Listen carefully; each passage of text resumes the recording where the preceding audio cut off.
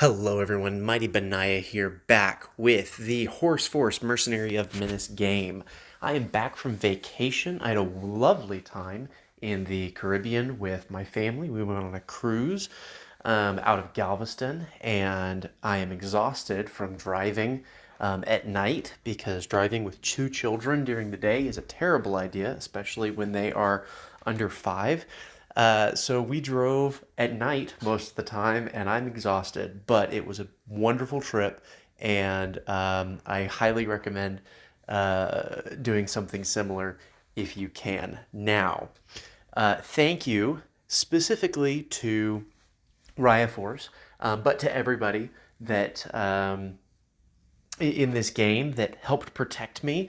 Raya Force came down and actually protected me from Japan while I was gone, instead of taking my land. And I said in my last video that I had no expectation that I was going to be able to continue this game. If you guys wanted to take my land, great. But I was going to come back, and if it was still here, I would keep playing. And lo and behold, Raya Force took it upon himself to defend the lands of Mighty Benaya, defend South Korea, or just Korea. Yeah, just the Korean Empire. So he actually took this province, and since I arrived back, he and his 11 horses and 43 infantry, he gave it back to me. He asked for one fish, and I said, that's not enough. Dude, you saved a province. You prevented me from getting overrun. So here's 7,000. I honestly don't think that I paid him enough, but that is what I was able to afford at the time, while keeping some in reserve. I have started production back on my factory. I had this one going. This one is at a level 4 factory, so we're all good. The AI, I missed that one. The AI built barracks. I didn't build barracks. The AI built barracks for me, and it's nice to have the extra troops, but I would rather have the wheat income so that I can sell it. Let me show you where I'm at with the market. I'm selling wheat pretty consistently at 24.5, and I have consistent wheat income, and it's doing really, really well for me. I've got 2.2 million in the bank. I have a bunch of spies, and I would go to list, but I don't know that it's going to tell me. I have just a metric ton of spies. And I've decided that I am going to go after Mongolian territories because they're near me, and Mongolia went AFK. So they were an ally, but there's just this giant space right here. And then I believe the Chinese Empire, I don't think they are AFK, but they changed their name. There's not one of those little guys with the computer for Chinese Empire, so I don't think they're AFK, but they are. So that is their capital, and on my screen at least, there's no name. And I think that's because Chinese Cat changed their username to Spades. And so I don't think Spades show up well on this. It's a visual bug, I guess. I don't know. But that could be an interesting exploit to make somebody think that you're AFK. Make sure that anybody that you've given share map with, you give right of way and you change your name to all Spades. I'm going to have to ask Chinese Cat about that. But the plan as of right now is to load spies and just slowly expand northward. And then I also have loaded some here. And then I also have loaded some here in this Aleutian Isles. So expand northward, a little bit south where I have the availability to do so, and then start trying to capture some of these islands. Obviously, I can't get territory. I'm not going to take territory from Sertan Doom, but if I can slowly work my way to Hawaii, that would be fantastic. If I can work my way through these islands a little bit, and then maybe get down towards Australia.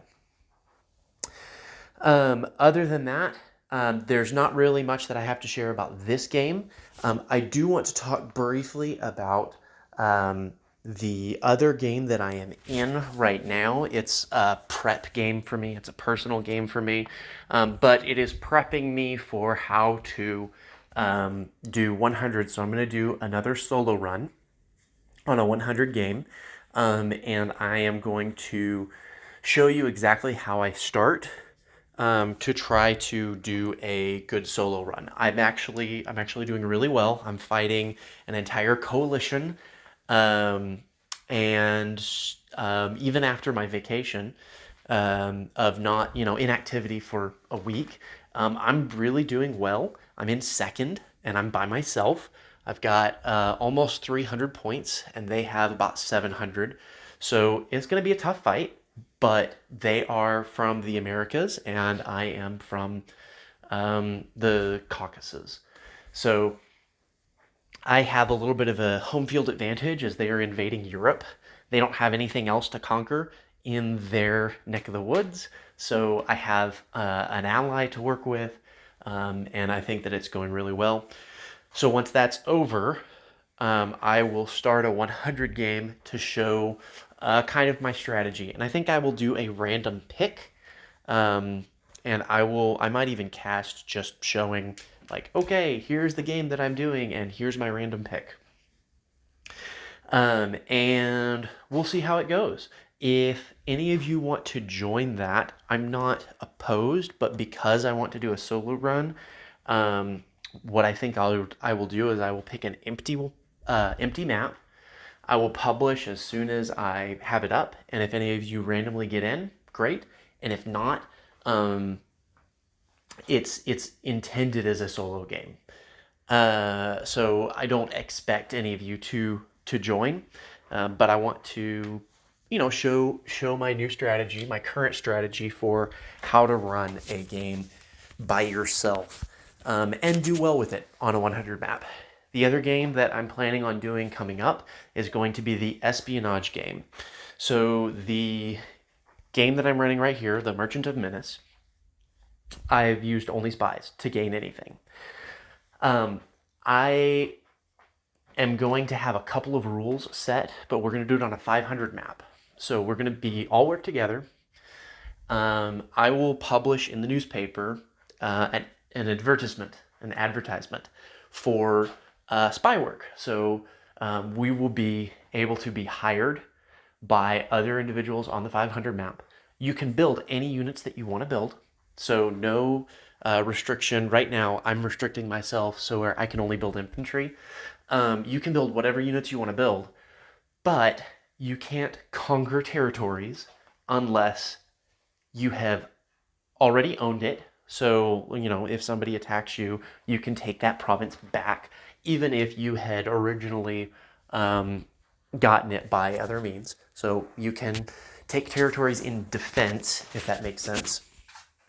If it is an enemy's capital, you can attack it with any units. No restriction there. And you can defend your water, your borders, your water borders with battleships or cruisers or whatever. But the only way that we're going to gain territories, if they are not capitals, is either via revolt or if they are gifted to us by other individuals.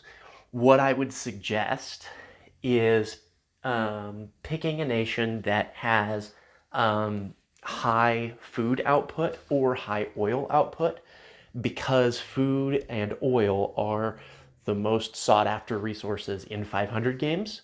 I was in a 500 game recently. I just to kind of again test out. I didn't plan on playing it long term, but I wanted to see kind of how the markets were and what the best way to do things was. And I played as Eastern Cuba, and food was consistently needed. I had a lot of money, and I could have had a really good spy game. Oil is another one that has a consistently high price. But what I would suggest doing is organizing a little bit ahead of time and picking continents. So, um, I might be in North America and Tandem might be in South America and Spanx is in Europe because he's nuts. Or no. Papa Smitty always plays Italy. So if he joins, he's in Europe, and Spanx is in Africa, right? And let's say France says, "Hey, I need spy help." Well, I would connect them with Papa Smitty. So you would have each individual that is on the map would have an area of interest, and so we would direct to had um, whoever had interest in the area, and you would cooperate for your area for anybody that wanted spy work there. And then when you didn't have work, well, you'd work on expanding your own empire, right? And sabotaging, eco-sabotaging AI is a great way to take over AI territory without making them angry at you. And we'd have high popularity throughout the entire game. So I think it'll be fun. Again, you can take out capitals, and that will help with lowering morale. I think it'll be fun. That will probably start in the new year. I don't necessarily want to start it right now, but I'm excited to get that one started at some point. I do need to touch base with Spankerton. I think he has been doing some Christmas celebrations because I have not seen him online on Discord very often in the past couple of days. Lastly, and this is just a minor reminder, Spankerton and I will both be in Neosho, Missouri, and on February 5th, I believe.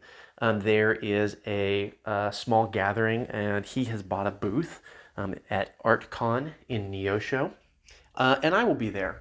And so if you are anywhere in the central United States and you want to try to make it to Neosho, Missouri, the entrance fee for ArtCon is like $5 or $10. It's real cheap. I'd love to see you. I know Spankerton will be selling t-shirts. I will definitely buy one. But that's really all I have right now. I'm going to be continuing my espionage spy game. If you have any contracts for me and you want me to make problems go away for you, go ahead and contact me, direct message me on Discord.